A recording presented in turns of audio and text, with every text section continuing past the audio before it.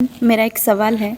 जब साधक की साधना शुरुआत होती है और कुछ ग्लिम्स आते हैं, पर वो साधक बहुत बुद्धिजीवी होता है और बुद्धि वो ग्लिम्स पकड़ लेती है और उसको भरमा देती है और इल्यूजन क्रिएट करती है। ये मेरे इसमें हुआ है। तो ऐसे में आप मुझे मिल गए तो वो थोड़ा सा क्लियर हो गया कि बुद्धि की क्या बुद्धि भरमा रही है। तो ऐसे में बाकी साधक क्या करें? उनको कैसे पता चले कि रियल ग्लिम्स क्या है और बुद्धि का इल्यूजन क्या है? पुराने शास्त्रों में, उपनिषदों में एक बात कही जाती है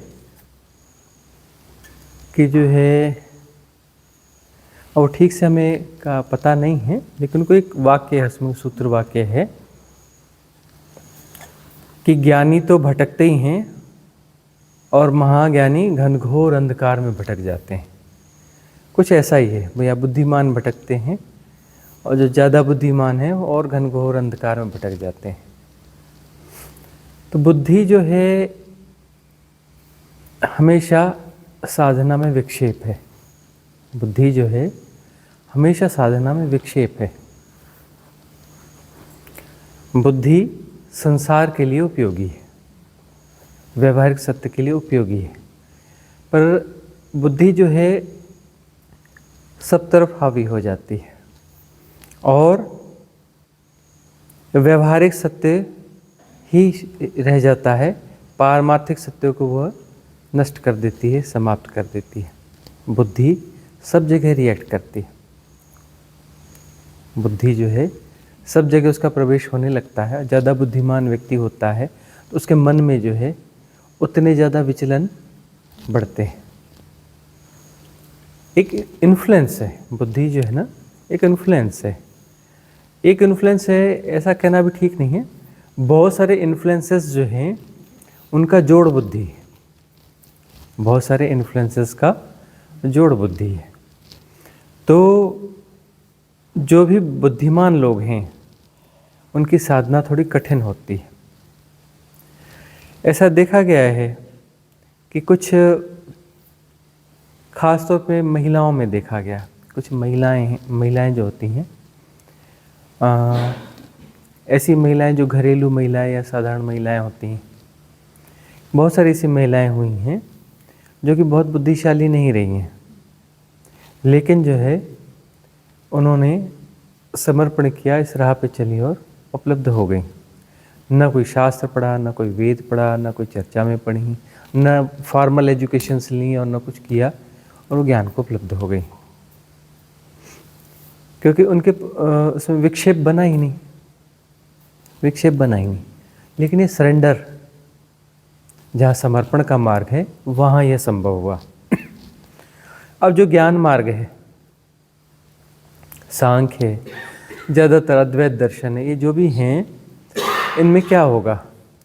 इनमें बुद्धि जो है बाधा बनेगी। बुद्धि का बाधा बनना जरूरी है।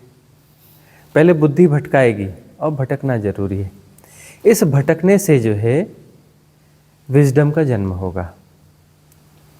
बुद्धि बताएगी यह ठीक है और कर गुजरोगे, और कर गुजरने के बाद पता चलेगा कि यह ठीक नहीं है।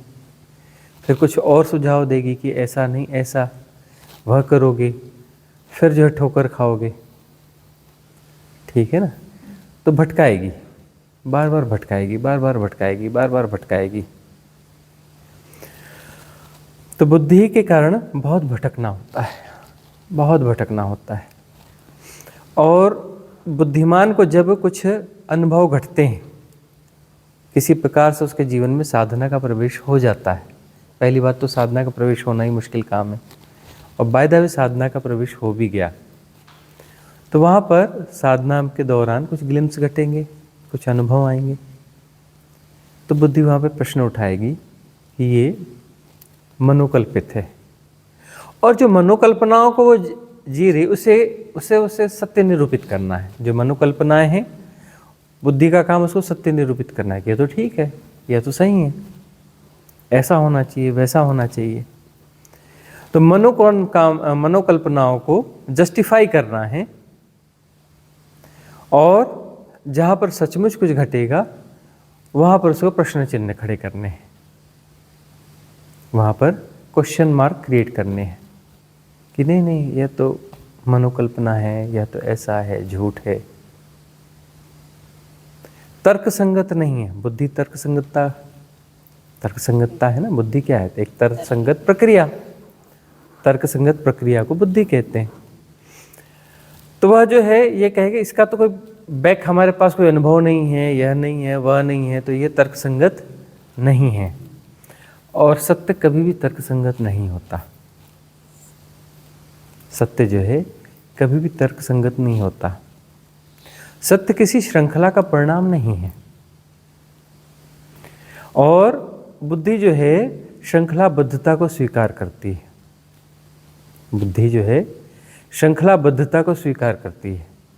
पीछे कोई श्रृंखला नहीं है तो अविश्वास जताएगी, पीछे कोई श्रृंखला है तो विश्वास जताएगी। अब बुद्धि के पास श्रद्धा की क्षमता नहीं होती, इसलिए साधक को श्रद्धावान, श्रद्धा हाँ इसको विकसित करना होता है। तो श्रद्धा यदि है तो पात्रता है, श्रद्धा पात्रता है। श्रद्धा है तो मार्ग अपने आप बनता चला जाएगा। और ग्लिम्स घटेंगे तब भीतर से श्रद्धा होगी कि मेरे द्वारा जाना गया नहीं है पूर्व में इसके जैसा, लेकिन अभी तो जाना गया। पूर्व में इससे संबंधित कोई अनुभव नहीं है, कोई बात नहीं, लेकिन अभी तो अनुभव घटा ना। तो वहाँ पर जो है श्रद्धा होगी, और श्रद्धा होगी तो बात बनने लगेगी। नहीं तो अनुभव घटने के बाद में भी बहुत सारे बुद्धिमान देखे गए हैं जो वहाँ से लौट जाते हैं, घबरा भी जाते हैं और लौट भी जाते हैं। घबराहट होने पर वो जस्टिफाई करते हैं कि नहीं नहीं कुछ गड़बड़ चीज़ है, कुछ गलत हो गया, कुछ ऐसा हो गया, ऐसा होता नहीं है, मनोकल्पना है, इससे पागल हो जाओगे, इससे दिमाग की नसें फट जाएंगी, ऐसा हो जाएगा, यह बिगड़ जाएगा, वह हो जाएगा। किस पागलपन में पड़े हो, नालंदा की भाषा में किस चुतियापे में पड़े हो। मेरे साथ वही हो रहा था। हाँ है ना। तो इस प्रकार की बातें जो है चलती रहेंगी।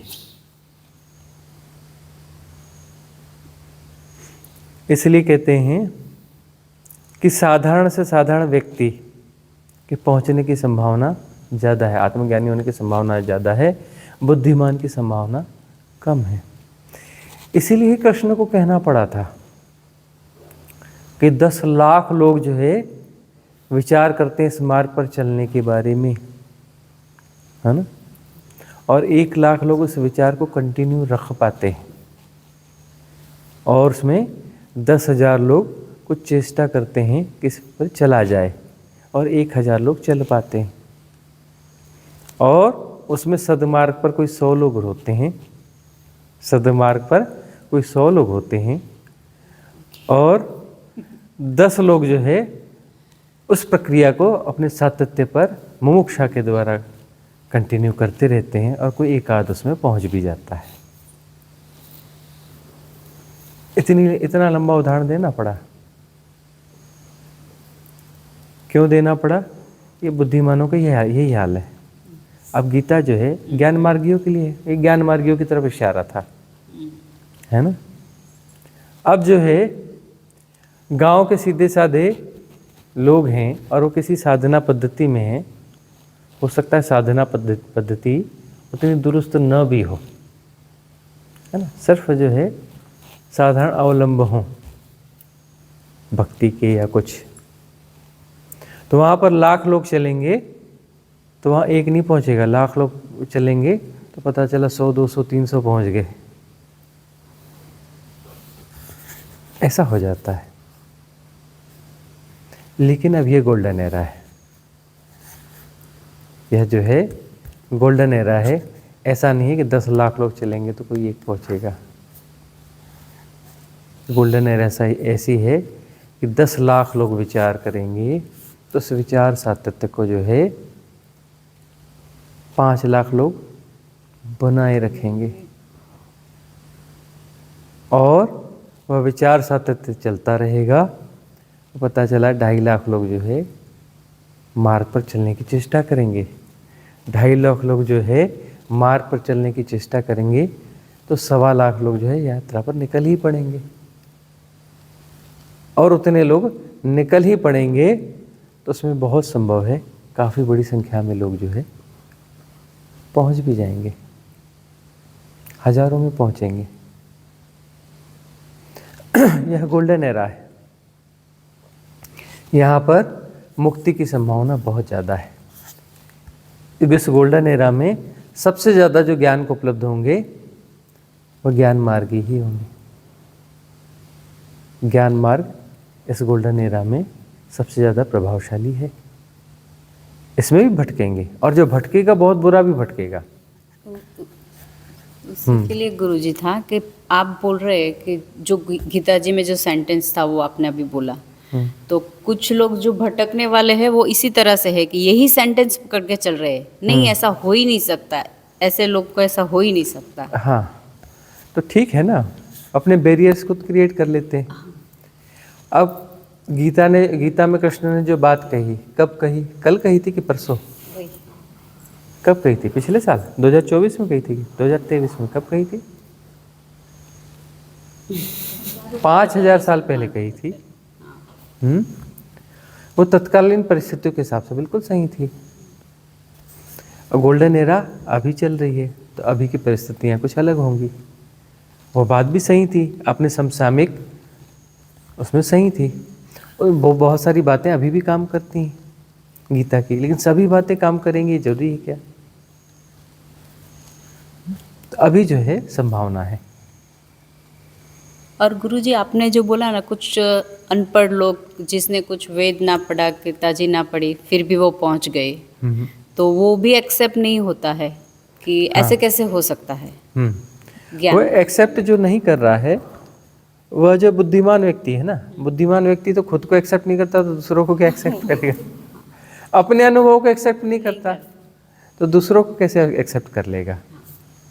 बुद्धिमान तो सब जगह प्रश्न चिन्ह खड़ा करता चला जाएगा, क्वेश्चन मार्क क्रिएट करता चला जाएगा।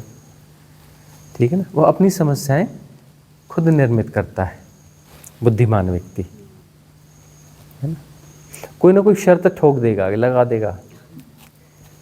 बहुत सारी जगह फ्लेक्सिबल होगा लेकिन एक आध जगह कोई शर्त लगा देगा। हम ये सब कर सकते हैं लेकिन ये एक नहीं कर सकते, वह कर सकते हैं लेकिन वह नहीं कर सकते, यह हो सकता है लेकिन वह नहीं हो सकता। हर जगह शर्त। बस अपना कोई बैरियर क्रिएट कर लेंगे और जीवन गंवा देंगे, जीवन गंवा देंगे, अवसर गंवा देंगे। गोल्डन एरा है, गंवा देंगे। तो गुरुजी एक गोल्डन एरा भी है और इस तरह से हो भी रहा है, तो ये फ्री विल के तहत ही होगा ना? भाई वो तो फ्री विल है ना उसकी, और भटकन भी कि भाई वह जो है कन्फ्यूजन क्रिएट कर रहा है, उसकी फ्री विल है।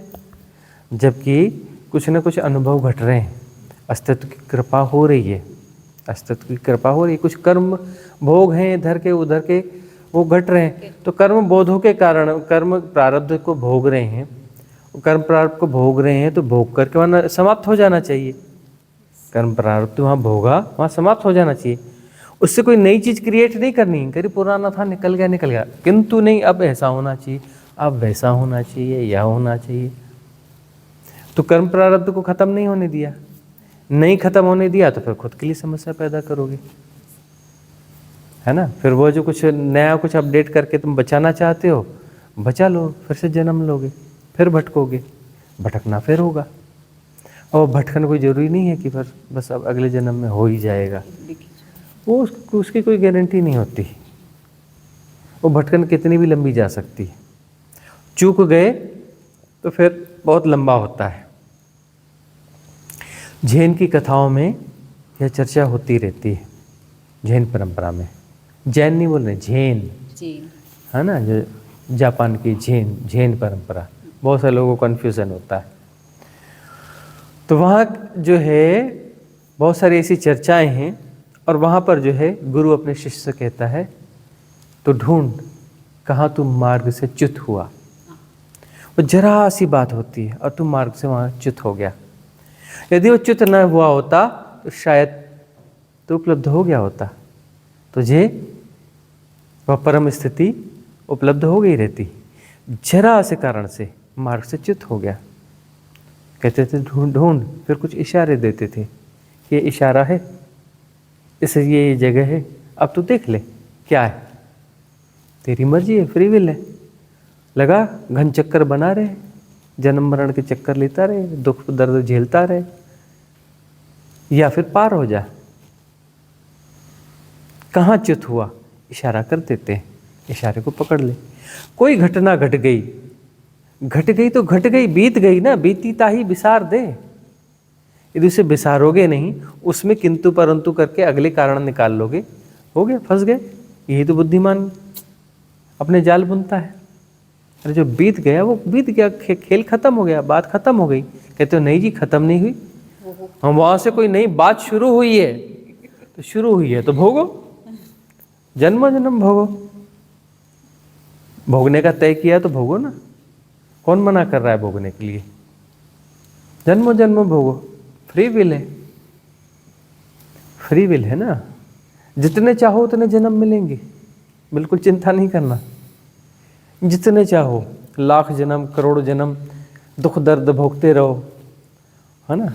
अगले जन्म में कुछ 10 नई चीजें आ जाएंगी, उसके अगले जन्म में और 10 नई चीजें आ जाएंगी, है ना। फिर उसमें कहना कि नहीं अब यह वाला ऐसा हो गया, अब यही वो होना चाहिए। अरे यार कुछ बचता ही नहीं है पीछे।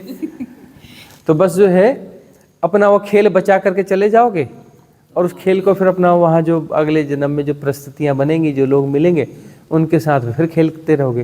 बोलो नहीं तेरे कारण ये हुआ, ये ऐसा हुआ, अब ये ऐसा, यह तो ऐसा होना ही चाहिए, है ना। वो तो पुराने तो गए, पत्ता टूटा डाल से ले गई पवन उड़ाए, अब के बिछड़े ना मिले दूर दूर ही जाएं। कबीरदास जी के जो गहरे से गहरे सूत्र हैं, दोहे हैं, उसमें यह हमें बहुत पसंद आता है। पत्ता टूटा डाल से ले गई पवन उड़ाए, अब के बिछड़े ना मिले दूर दूर ही जाए। पत्ता एक बार डाल से टूट गया तो उस पेड़ का और उस पत्ते का दोबारा संबंध नहीं बनता। वह पत्ता जो है उसको हवा उड़ा के ले जाएगी, ले जाएगी, और दूर और दूर और दूर और दूर, कहीं दूर ले जाएगी। उधर जा कर के वो मिट्टी बनेगा, और फिर वो जो अन्य पौधों के काम आएगा। इस पौधे से उसका कोई लेना देना नहीं बचेगा। और मोहग्रस्तता ऐसी है, नहीं नहीं नहीं, यही व्यक्ति, इसी से ही संबंध होना चाहिए, फिर ये इससे होना चाहिए, फिर इससे होना चाहिए। अरे कहाँ पचड़े में पड़े हो, मोह माया, यह ऐसा क्यों है, यह चाहिए, यह नहीं चाहिए। अरे सारे संबंध नदी नाव संयोग हैं, सब बिखर जाने हैं, और कोई गारंटी नहीं कितने दिन टिकेंगे, आज हो कल नहीं हो। अभी शर्त पकड़ के बैठे हो कि इसके साथ ऐसा होना चाहिए, इसके साथ वैसा होना चाहिए, मरोगे तो ठीक, वो शरीर छूट जाएगा, वह चीज़ अंदर घुस गई, रह गई। फिर अगले जन्म में फिर वो वह चीज़ पूरी होनी चाहती है, तो उस समय जो लोग मिलेंगे टकराएंगे, किसी के ऊपर भी वह इम्पोज कर दोगे, फिर वहाँ उसको भोग को भोगोगे, कहीं भी इम्पोज कर दोगे। फिर ये साइकिल टूटेगा कैसे? वही तो है, चल ही रहा है। साइकिल तो चल रहा है। तो होश से जियोगे तो टूटेगा, होश से जियोगे तो जो बीत गया सो बीत गया, है ना। उसका हिसाब किताब रखते हो, नहीं जी ये घटना घटी है तो इसका यह हिसाब किताब होना चाहिए, आगे होना चाहिए, इससे यह होना चाहिए, उससे होना चाहिए, चूँकि ऐसा हुआ था इसलिए अब भविष्य में जो हो रहा है उसके आधार पर ही होना चाहिए, है ना। बुद्धि वैसा ये कर देती है। हाँ बुद्धि कर देती, हाँ हाँ हाँ। अब वो जो है नदी नाव संयोग है संबंध, उन संबंधों को पकड़कर भगवान जाने क्या क्या गुनते बुनते रहते हो। सारे संबंध जो है नदी नाव संयोग है। कोई पिता है, कोई माता है, कोई बेटा है, बेटी है, भाई है, बहन है, मित्र है, संबंधी है, पार्टनर है, कोई भी है, तो जो है नदी नाव संयोग है। सारे संबंध जो हैं नदी नाव संयोग है। इन संबंधों को लेकर के तुम घनचक्कर बने हुए हो, इसके साथ ऐसा ही होना चाहिए, वैसा होना चाहिए संबंध, अब इसका परिणाम यह होना चाहिए, इसको मेरे साथ ऐसा करना चाहिए, वैसा करना चाहिए। आग्रह क्यों कर रहे हो? जैसा है, जो बीत गया सो बीत गया, आगे जैसा होना है हो जाएगा। जो हुआ अच्छा हुआ, जो हो रहा है अच्छा हो रहा है, जो होगा वह भी अच्छा ही होगा। सूत्र वाक्य है ना, गीता के ही है ना। तो गुणा भाग काहे लगा रहे हो भाई? जो होना है, जो हो रहा है वो अच्छा ही हो रहा है, आगे जो होगा वो भी अच्छा ही होगा। अच्छा होगा इन द सेंस कि वो लेसन के लिए जरूरी होगा। वो लेसन और लेसन है। अस्तित्व कोई लेसन देना चाहता है, तो लेसन देने के लिए उस समय जो उचित होगा वो अस्तित्व कर रहा है। अस्तित्व के कॉस्मिक रिदम के थ्रू वह लेसन दिया जा रहा है, वह चोट मारी जा रही है। चोट तो जगाने के लिए है ना, सारे अनुभव जगाने के लिए है ना, हर कुछ तो लेसन है ना। उसको लेसन की तरह लो, आगे बढ़ जाओ। उस लेसन में अटक गए, उसको पकड़ लिया, पकड़ के अटक गए तो अटके रहो, है ना। पहली कक्षा में भर्ती हो जाओ, जिंदगी भर पहली कक्षा में भर्ती रहो, मर जाओ, अगले जन्म में फिर स्कूल का बस्ता उठाओ, फिर पहली कक्षा में आ जाओ। तो बोलो नहीं जी वही चाहिए, तो ठीक है, फिर पहली कक्षा में रहो। 100 जन्म रहो, 1000 जन्म रहो, लाख जन्म पहली कक्षा में पढ़े रहो, तुम्हारी फ्री विल है, सड़ते रहो। ये सब हम चुनकर लाते हैं। बिल्कुल खुद का चुनाव है।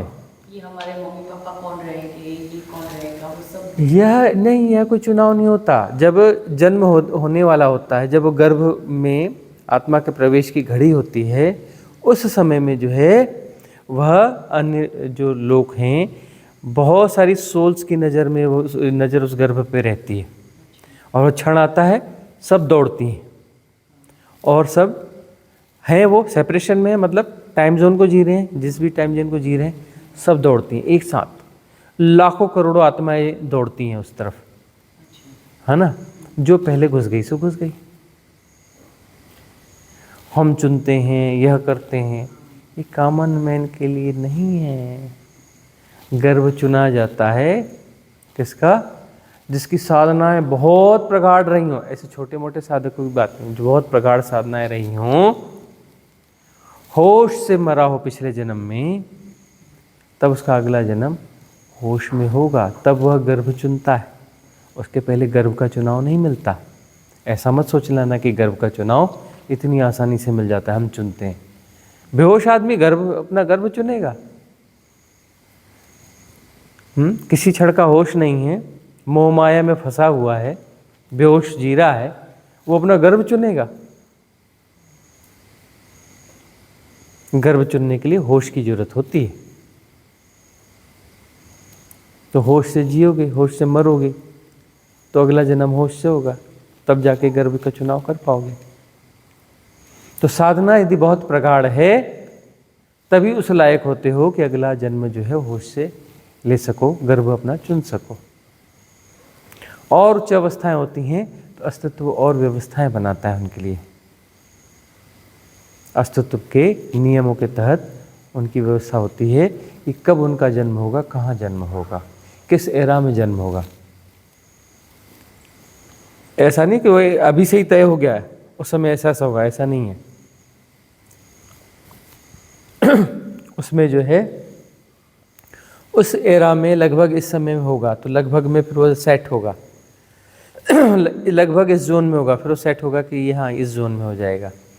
फिर इस किस्म के माँ बाप से होगा, तो फिर वो उसमें से माँ बाप फिर धीरे धीरे धीरे धीरे धीरे वो देखेगा, हाँ यहाँ संभावना है, यहाँ संभावना है, यहाँ संभावना है, इस घड़ी में इनका सम्मिलन हो जाए, इस समय में गर्भ ठहर जाए, इस समय में यह हो जाए, फिर वह संभावना बनती है।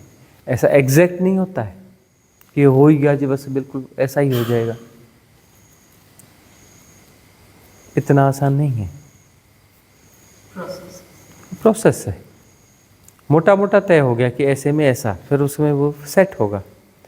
ऐसे में ऐसा मतलब इस जोन में कहाँ पर, इधर कहाँ संभावना बन रही, इधर कहाँ संभावना बन रही, उधर कहाँ संभावना बन रही, तब जा कर के वो होगा।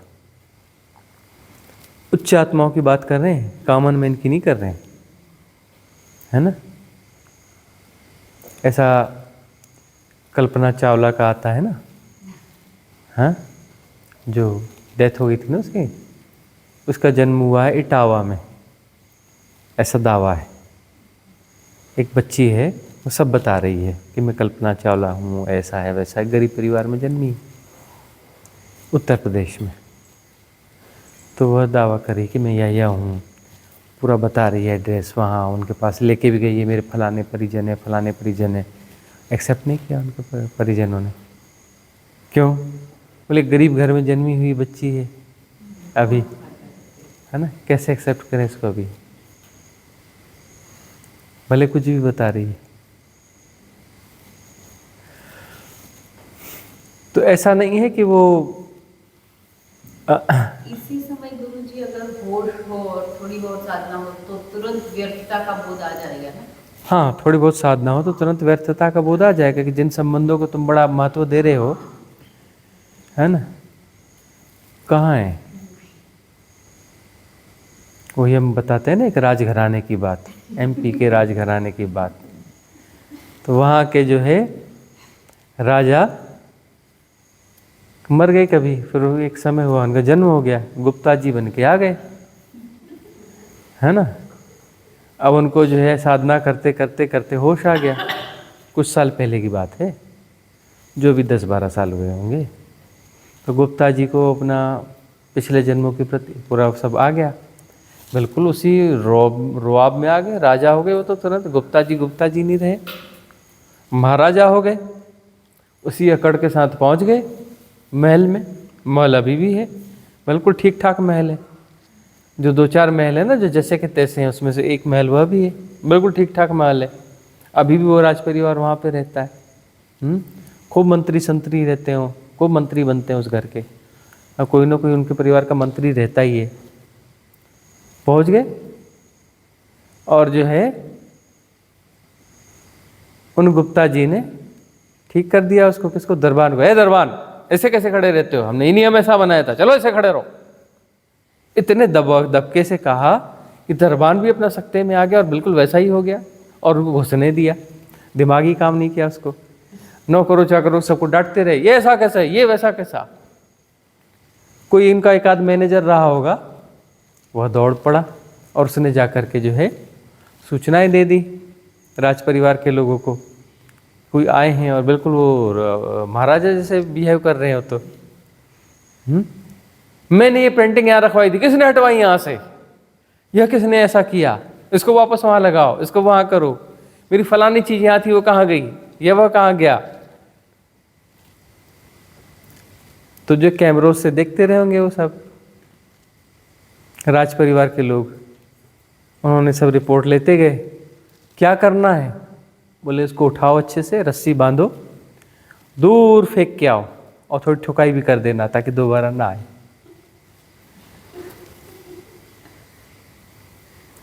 तो थोड़ी ठुकाई भी गुप्ता जी, फिर गुप्ता जी हो गए महाराजा से गुप्ता जी हो गए। 2-4 मित्र उनके जो है उनको पकड़ा के उठा के ले गए।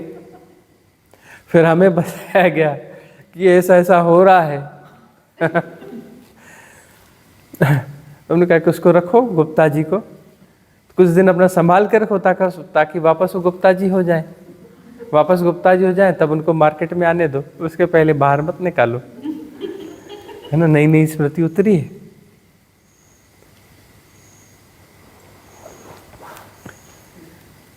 तो इस प्रकार से जो है संबंधों पे पकड़ नहीं बनाना चाहिए। संबंधों पे पकड़ बना रहे हो मतलब मूर्ख हो, है ना, वो जिसको बुद्धिमान कहा जाता है। बुद्धिमत्ता वस्तुतः मूर्खता है ना, वह क्या है, मूर्खता है।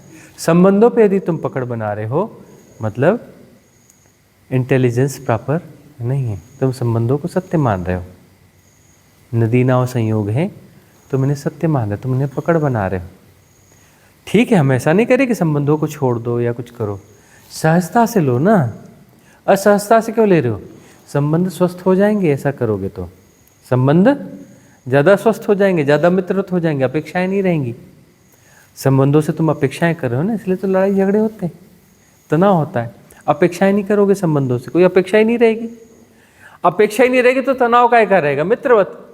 और उसने कुछ अच्छा कर दिया तो थैंक्स ही बोलोगे, हमको तो कोई उम्मीद ही नहीं है इससे, फिर भी इसने इतना कुछ कर दिया तो ठीक है, थैंक्स, धन्यवाद, धन्यवाद ही दोगे ना फिर तो। मालूम है कि हमारी मान्यता है, संबंध तो कुछ होता ही नहीं है, हमारी मान्यता से ज़्यादा कुछ है ही नहीं। और उसके बावजूद अगला व्यक्ति कुछ कर दे रहा है तो क्या करोगे? धन्यवाद ही दोगे ना। और जब नहीं किया तो कोई बात नहीं, संबंध कौन सा क्या है, कौन किसका क्या लगता है। नहीं किया तो नहीं किया, कर दिया तो धन्यवाद। और जब जब धन्यवाद दोगे, अगला जो है जब उसको देखेगा, उस भाव को, धन्यवाद के भाव को देखेगा, अपेक्षा विहीन स्थिति को देखेगा, उसके भीतर भी मैत्री जन्मेगी।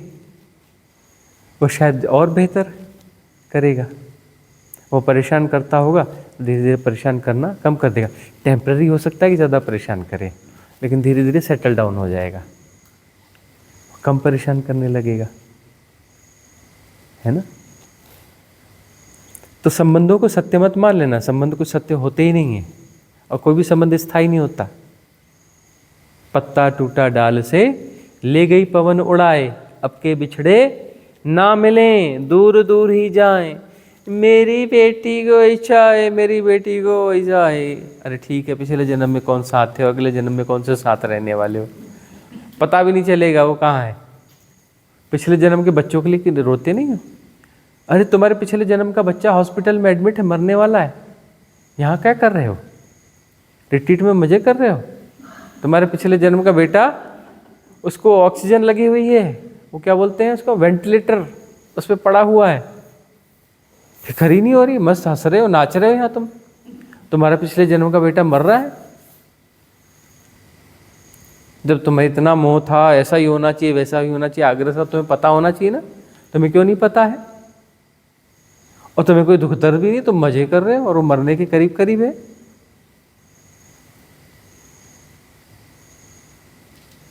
क्या संबंधों में फंस रहे हो? संबंध जो है नदी नाव संयोग है, ठीक है तो है तो उनको जो है मित्रवत चलने दो। मित्रवत चलेंगे तो संबंध हेल्दी हो जाएंगे, है ना। जो सहज मैत्री है सबसे हेल्दी संबंध है। यहाँ संग बनता है ना, रिट्रीट में सब लोग आते हो, कितना मजा आता है, आपस में खूब गपियाते हो, गपशप करते हो, बातें करते हो, साथ में साधना करते हो, साथ में भोजन बनाते हो, साथ में खाते हो। कुछ दिन पहले तक तो कोई किसी को नहीं जानता था। इतने हेल्दी रिलेशन।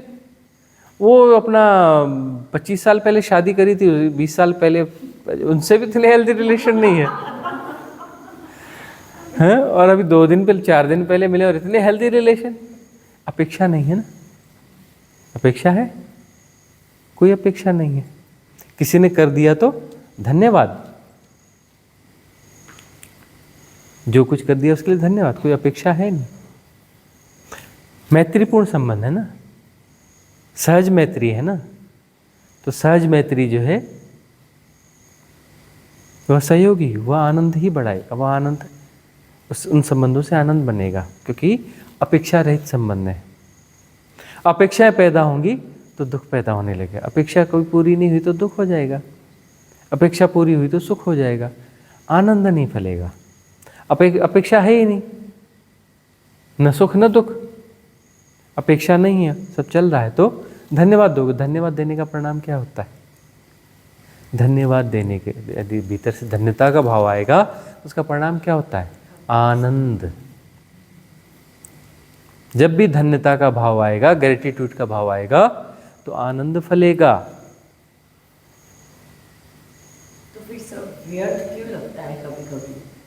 अरे व्यर्थ है तो व्यर्थ लगेगा। तो फिर हम जो प्रेम देना चाहते हो वो भी नहीं निकलता ना, सब व्यर्थ लगता है। अरे प्रेम जो देना चाहते हो, कौन सा प्रेम देना चाहते हो, उसका हिसाब किताब लिख के देखो तो सही। पूरा हिसाब किताब वाला प्रेम है, गुणा भाग वाला प्रेम है। देना चाहते हैं लेकिन दे नहीं रहे हैं। मोड़ तो ढूंढ देंगे, कौन सी तारीख को देंगे, कितने बजे देंगे, कितना देंगे, किसको देंगे, 1 तोला की, 2 तोला की, पाव भर की, आधा किलो, कौन से डब्बे में से निकाल के देंगे? हाँ, हरा वाला कि पीला वाला? ये प्रेम है क्या? ये गुणा भाग है। प्रेम कोई गुणा भाग नहीं होता, और प्रेम किसी से होता है ऐसा नहीं है। कहाँ पागलपन में पड़े कि मेरा इससे प्रेम है? ये पागलपन है कि इससे उससे कोई प्रेम होता है? मोह होता है। मेरा इससे प्रेम है, मेरे बच्चों से प्रेम है, फलाने से प्रेम है, हाँ, फलाने फ्रेंड से प्रेम है। ये सब मोह है, प्रेम नहीं हो सकता। प्रेम किसी व्यक्ति से नहीं होता। प्रेम जो है सहज स्फूर्णा है। प्रेम हमारी भावदशा है। उसके प्रेम की भावदशा में होगी तो जो सामने पड़ेगा सबसे प्रेम रहेगा। इससे प्रेम है और इससे प्रेम नहीं है, ये कोई प्रेम नहीं है, मोह है ना। किसी से मोह होगा, किसी इससे ईर्ष्या होगी, द्वेष होगी। मोह करने वाला ही ईर्ष्या द्वेष में फंसता है। कोई कहता है कि बस ठीक है लेकिन मोह मुझे चाहिए, तो मोह के साथ में गिफ्ट में ईर्ष्या, द्वेष, बैर ये सब मिलेंगे, क्रोध भी मिलेगा। जब भी कोई अपना तुम्हारा किसी से मोह है और किसी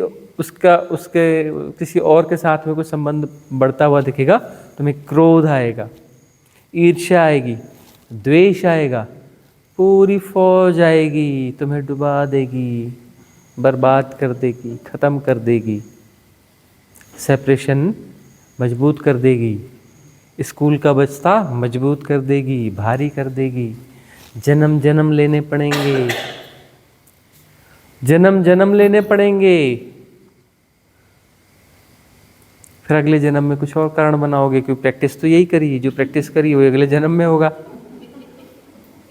तो प्रैक्टिस लेके घूमेंगे। हाँ, स्कूल का बस्ता भारी और भारी और भारी और भारी। कहाँ मोह माया में पड़े हो? गौर से देखो, संबंधों की मोह माया सबसे खतरनाक है। इसलिए पहला कारागृह क्या है? परिवार and nears and dears, family and familiar persons. ये सबसे बड़ी जेल है, ये कारागृह है। मजबूत दीवारें हैं इसकी बड़ी, इसको तोड़ना बहुत मुश्किल है। यह टूट जाए तो फिर अगली कारागृह खड़े होंगे, अगली दीवारें होंगी, दीवारों पे दीवारें। तुम ऐसी जेल में थोड़ी ना बंद, बस एक जगह है, एक दीवार, फिर उसके बाद दूसरी दीवार, फिर तीसरी दीवार, फिर चौथी दीवार, न जाने कितनी दीवारें हैं। उसके बीच में तुम कैदी की तरह बंद हो। किसने बनाई ये दीवारें? परमात्मा। तूने मुझे क्यों फंसाया? अरे थोड़ा सा पीछे जाके देखो, ये चिनाई तुम नहीं करी थी, ये पत्थर तुम नहीं तराशे थे, ये जेल तुम नहीं बनाई थी, तुम्हारी बनाई हुई जेल है। इसलिए तुम्हारे मुक्त होने की संभावना है, क्योंकि खुद के क्रिएशन है, खुद ही विड्रा करना है। तुम्हें पता है कि कहाँ कहाँ कैसे जोड़े थे, तो कहाँ से तोड़ना पड़ेगा भी तुम्हें पता है। भीतर उतरो तो तुम्हें दिखेगा इसको तोड़ने का रास्ता क्या है।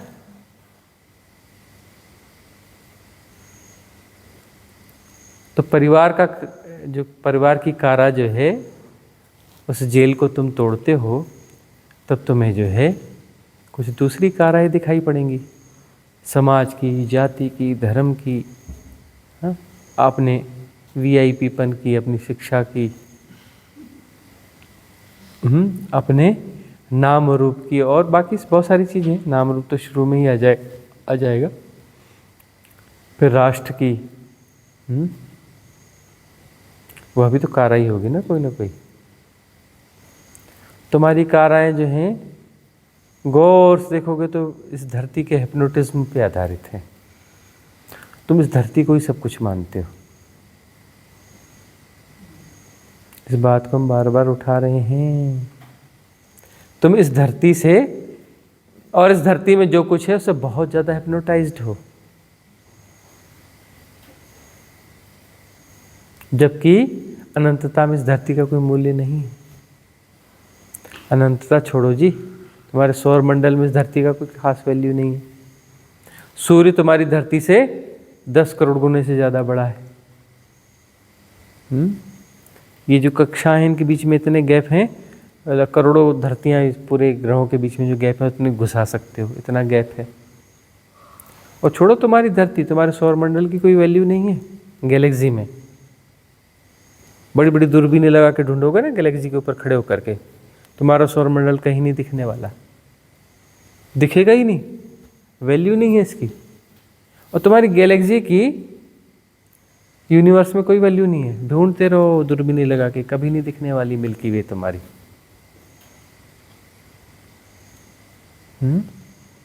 वैज्ञानिक बोलते हैं ना, बड़ी सफलता हासिल करी हमने कि एक गैलेक्सी को हमने ढूंढा है, वो हमारे निकटतम है ना, कुछ लाख प्रकाश वर्ष की दूरी पर है ना, बहुत बड़ा तीर मार लिया है। अनंत गैलेक्सियां हैं ऐसी, अनंत गैलेक्सियां हैं, अनंत यूनिवर्स हैं, अनंत मल्टीवर्स हैं।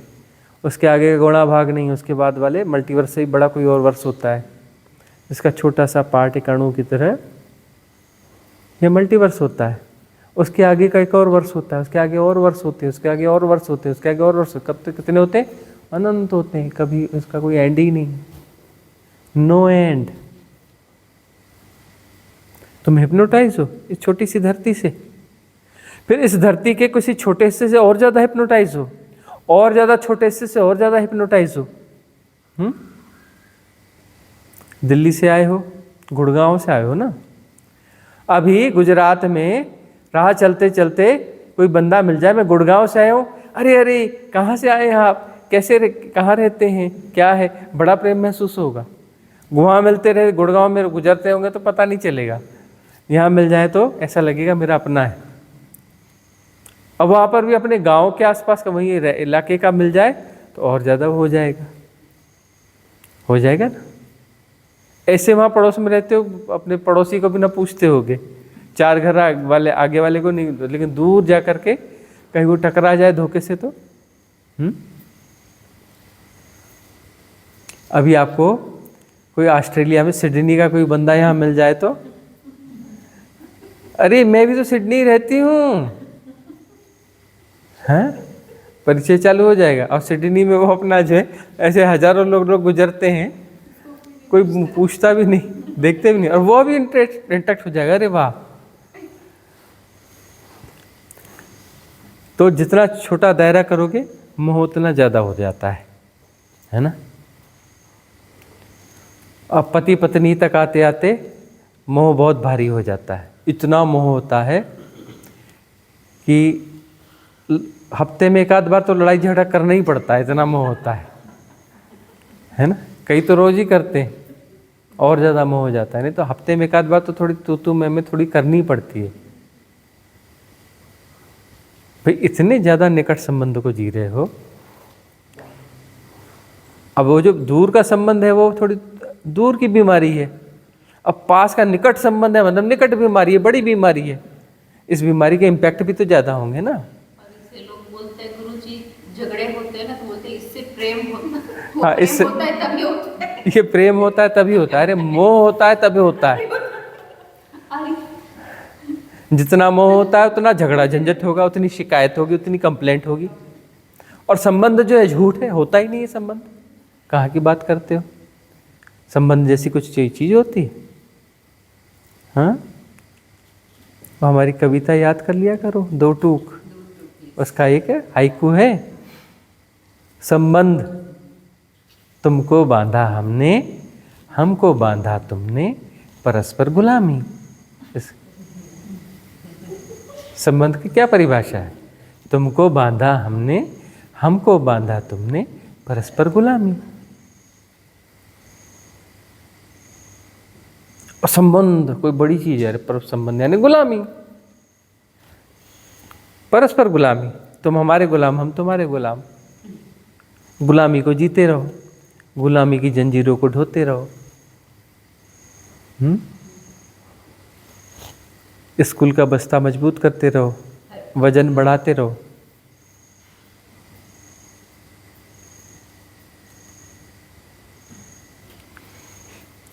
तो जितने छोटे दायरों को तुम जीते हो उतनी बड़ी समस्या है। और दायरे सारे मुक्त होने चाहिए। निकट का दायरा चला जाए, उससे बड़ा वाला दायरा चला जाए, सारे कारागृह टूटते जाने चाहिए, टूटते जाने चाहिए, टूटते जाने चाहिए, और अंततः सब कुछ विसर्जित हो जाए। जो कुछ है तुम्हारा क्रिएशन है। तो तुम्हारा क्रिएशन जहाँ तक है, मनोकल्पित जो भी क्रिएशन है, वह विसर्जित हो जाना चाहिए। वह विसर्जित हो जाता है, तब सत्य प्रकट होता है। तुम्हारा सृजन जो है आँख की कंकरी है, वह आँख की कंकरी है। वह आँख में पड़ गई तो तुम्हारी आँख देख नहीं सकती। एक छोटा सा कंकड़ आँख में हो जाए, सामने का पहाड़, सूरज, चांद, तारे सब दिखने बंद हो जाएंगे, आँख बंद हो जाएगी।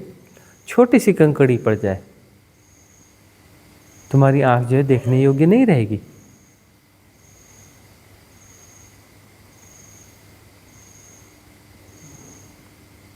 है ना? अपने मायाजाल खुद सृजित किए हैं, अपनी आंखों में पर्दे खुद ढाले हैं, अपनी आंख में पर्दे खुद ढाले हैं,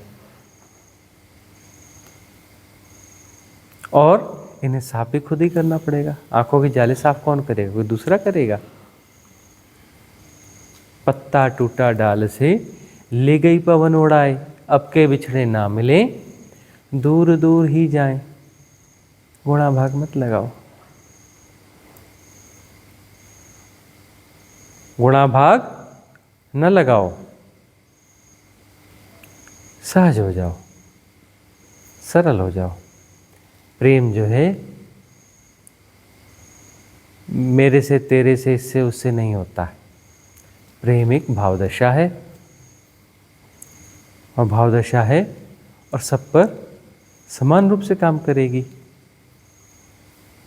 अंधे का प्रेम जो है मोह है। अंधा बाटे रेवड़ी, चीन चीन के दे।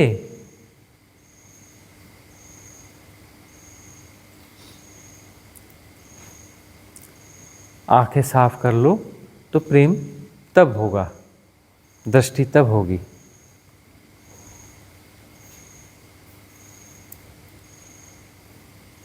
कुछ है और कौन, इसका क्या प्रश्न है? प्रणाम स्वामी जी। साधक को सुबह जागने से जब जागते हैं और रात को सोने तक होश को कैसे साधे? क्या कैसे साधे? सुबह उठने जब से हम रात को सोते तक क्या? होश को कैसे साधे? सुबह उठने से रात को सोने तक होश को कैसे साधे? अरे होश की साधना पूरे जीवन में फैलानी है, तो सोने में भी होश को हाँ तब भी सधना चाहिए। होश तो पूरा सधना चाहिए, लेकिन शुरुआत तो जागने से ही होगी, है ना? रात के बारे में तुम सीधा कुछ नहीं कर सकते। तुम जो है दिन में जब जागे हुए हो, तथाकथित रूप से जागे हुए हो, यह कोई पूरा जागना नहीं है, यह कोई पूर्ण जागरण नहीं है। तुम्हारी बेहोशी थोड़ी कम हो गई, उसको तुम जागना कहते हो। बेहोशी आंशिक रूप से कम हो गई, तुम कहते हो कि जाग गए। जागे नहीं हो, संबंधों को जी रहे हो ना, बेहोशी में ही संभव है। संबंधों में जी रहे हो, उसमें क्लेश कर रहे हो, तो बेहोशी का ही परिणाम है। गुणा भाग में लगे हो, बेहोशी का परिणाम है। रोबोटिक तरीके से बहुत सारे काम कर रहे हो, बेहोशी का परिणाम है। तो करना क्या है? तो जो कृत्य कर रहे हो उसको करो मत, उसको होने दो। गति को थोड़ा धीमा करो, और जो है गति को थोड़ा धीमा करो, जानते रहो अपने को, चलने को, फिरने को, बॉडी एक्टिविटीज़ को, खाने को, नहाने को, ऑफिस के काम को, व्हीकल ड्राइविंग को, सब में होश को जोड़ दो। होश को तो पूरे जीवन पे फैलाना ही पड़ेगा। जो कुछ तुम्हारे द्वारा, शरीर के द्वारा हो रहा है, शरीर को करते हुए देखो, जानो। एक डिस्टेंस क्रिएट होगा, शरीर दूर कहीं जाना जाएगा, और तुम्हें पता चलेगा कि मैं शरीर नहीं हूँ। ये पहला बैरियर है, मैं शरीर नहीं हूँ। तो होश जागेगा। फिर विचार है, विचार चलते हैं, चलने दो, दूर से जानते रहो, उन्हें समझने की कोशिश मत करो। तुम हर चीज़ को समझना चाहते हो। क्यों समझना चाहते हो हर चीज़ को? हर विचार को समझना चाहते हो, सब जगह टांग फंसाते हो, सब जगह टांग फंसाते हो, इसलिए टांगे तुम्हारी इतनी दुखती हैं।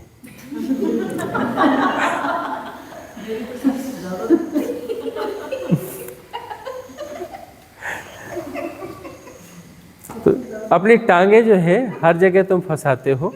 इतनी टांगे तुम्हारे पास आई कहाँ से, यह भी चिंतनीय है, विचार नहीं है। तुम्हारे पास इतनी टांगे हैं कि हर जगह तुम फंसा देते हो,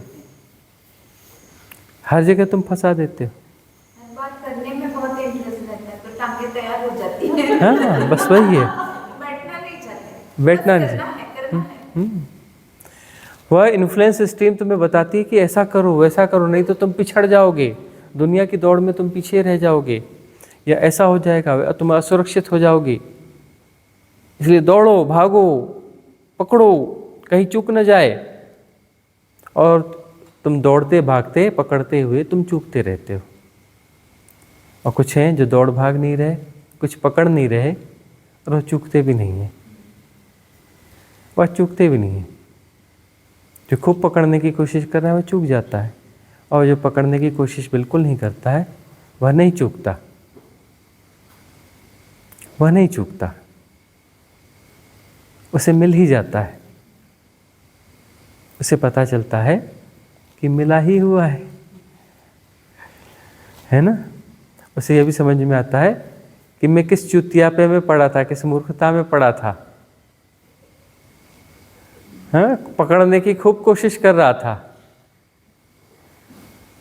खूब पकड़ने की कोशिश कर रहा था कि कहीं चूक न जाए, चूक न जाए। वो पहले से ही मिला हुआ है, हमेशा से मिला हुआ है। जो मिला हुआ है उसे खोज रहा था। अब ठहरूं तो समझ में आए ना, ये तो मिला ही हुआ है। फुर्सत किसे है कि देखिए मेरे पास है क्या। अभी तो लगे हैं दौड़ में कि खोजने के लिए, मिल जाए मिल जाए मिल जाए मिल जाए। कभी थकते हो, वैराग्य बहुत जागता है, ठहरते हो तब दिखना चालू होता है कि हाँ क्या क्या है यहाँ पर। ठहरोगे तभी तो दिखना चालू होगा कि यहाँ आसपास में है क्या, तो पता चलेगा यहाँ तो सब कुछ है, जो चाहिए सब मिला हुआ है। न सत्य ढूंढना है, न परमात्मा ढूंढना है, सब हमेशा से मिला हुआ है। थमो तो सही, ठहरो तो सही। अब तुम संबंधों में ढूंढ रहे हो, तुम धन में ढूंढ रहे हो, तुम पद में ढूंढ रहे हो, जाने कहाँ कहाँ तुम सत्य को ढूंढ रहे हो। जहां सत्य है ही नहीं तुम वहां सत्य को ढूंढ रहे हो। अरे तुम ढूंढना बंद करो। संबंधों में सत्य नहीं होता, धन में सत्य नहीं होता, पद में सत्य नहीं होता, यश प्रतिष्ठा में सत्य नहीं होता। तुम थमो तो सही, ठहरो तो सही, तो आंखें निर्मल होंगी। तो आंखें निर्मल होगी तो जानोगे सत्य तो मिला ही हुआ है सदा से। इस पागलपन के कारण तुम चूक रहे थे, तुम खोजे जा रहे हो, व्यर्थ की चीजों में खोजे जा रहे हो, संबंधों में ढूंढ रहे हो, संबंध होते ही नहीं। संबंध इल्यूजन है, कल्पना है, संबंध जैसी कोई चीज होती ही नहीं। तुम इल्यूजन में ढूंढ रहे हो सत्य को, कहां से सत्य मिलेगा। तुम पद प्रतिष्ठा में ढूंढ रहे हो, पद कहीं होता है। हमने कहा कि पद जो है बहुत सारी चीजें हैं, जैसे समाज, हमने बहुत बार कहा कि समाज को बुलाओ लंच पे, डिनर पे, किसी का परिचय हो तो। कोई समाज को नहीं बुलाया, मैं कहा राष्ट्र को कभी बुला लो। अरे ज़्यादा हाइट होगी उसकी तो यहाँ बाहर बैठा देंगे, उसको खाना बाहर खिला देंगे, राष्ट्र को किसी को बुलाओ। बोले नहीं नहीं, राष्ट्र तो ऐसे आता नहीं है।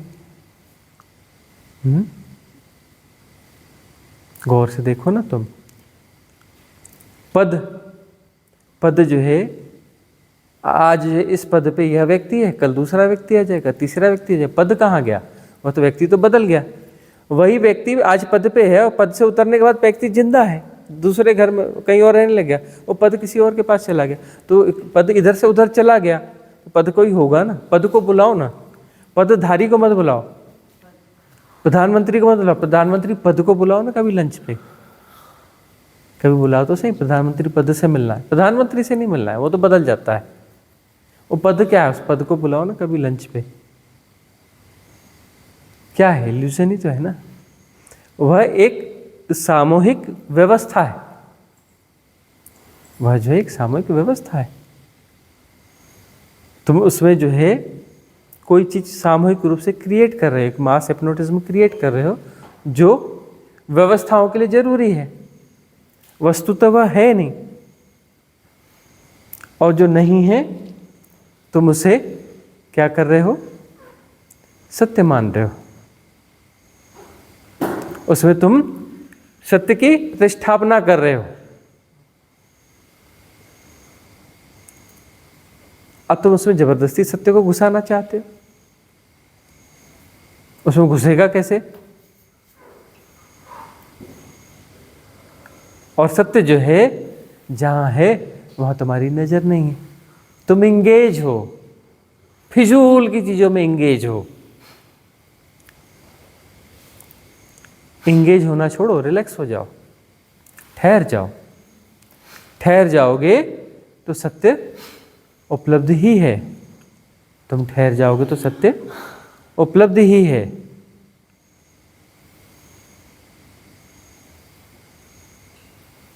बस यही समस्या है कि तुम ठहरे हुए नहीं हो।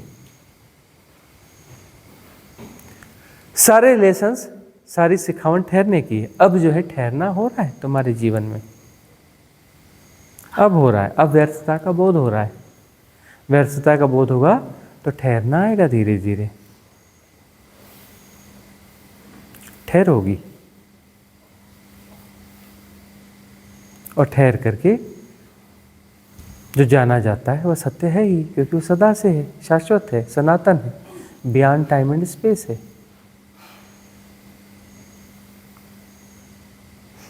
तो होश को बढ़ाओ, पूरे दिनचर्या में जो भी कर रहे हो उसके साथ में होश को जोड़ते चल जाओ। सब कुछ आलम्बन है, तब जानोगे कि जो नहीं है उससे तादात्म्य टूटता जाएगा। होश के बढ़ने से क्या होता है, जो तुम नहीं हो उससे तादात्म्य टूटता है। ये मैं शरीर नहीं हूँ, शरीर से तादात्म्य टूट जाएगा। मैं मन नहीं हूँ, मन से तादात्म्य टूट जाएगा। आत्मा नहीं हूँ, आत्मा से तादात्म्य टूट जाएगा। साक्षी से तादात्म्य टूट जाएगा। परमात्मा से तादात्म्य टूट जाएगा। सारी हाइपोथेसिस से तादात्म्य टूट जाएगा। सारे झूठों से तादात्म्य टूट जाएगा, है ना। तब तुम किसी परमात्मा को नहीं खोजोगे जो कहीं दफ्तर खोल के बैठा है, जो दुनिया चला रहा है, हाँ, खूब सारे एम्प्लॉइज रखे हुए, है ना।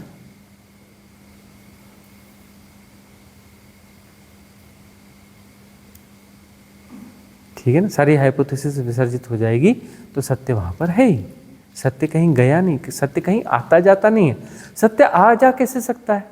सत्य कहीं गया है, खो गया है, फिर मिल गया है, मतलब कोई क्षुद्र चीज होगी ना। खो गया फिर मिल गया, मतलब इतनी बड़ी दुनिया में सत्य खो गया, कोई छोटा मोटा हो गया, तो फिर बाकी दुनिया क्या है? फिर सत्य कुछ है और कहीं खो गया है और मिल जाता है। मतलब जिस बड़ी कायनात में सत्य खो गया वो कायनात सत्य होगी ना, फिर वो सत्य कहाँ से होगा?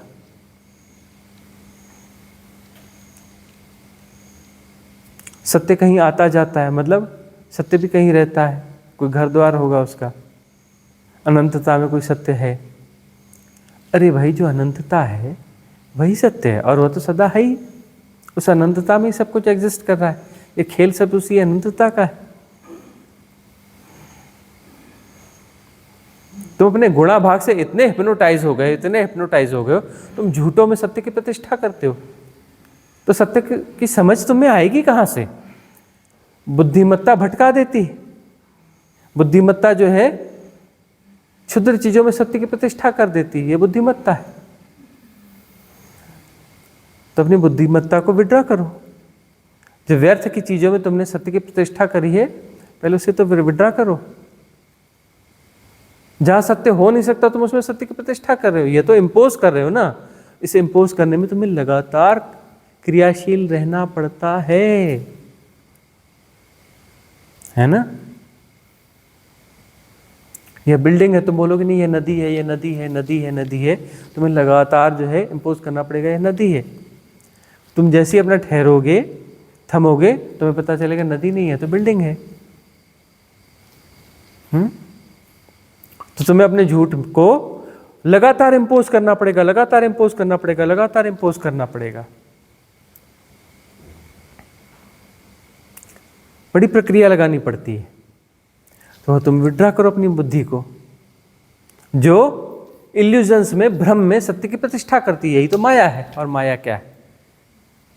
तुम इल्यूजन्स में जो है, हाइपोथेसिस में तुम सत्य की प्रतिष्ठा करते हो। तुम परमात्मा शब्द में परमात्मा की प्रतिष्ठा करते हो। परमात्मा शब्द में परमात्मा समा सकता है क्या? अरे भाई, उपयोगिता के लिए वो शब्द बनाया गया, गढ़ा गया। किसी इशारे के लिए वो शब्द गढ़ा गया था। इशारा था ना, सत्य नहीं था ना। सत्य की तरफ इशारा था ना परमात्मा। परमात्मा कोई परमात्मा है क्या? परमात्मा एक इशारा है सत्य की तरफ में, जिसका कोई नाम नहीं है।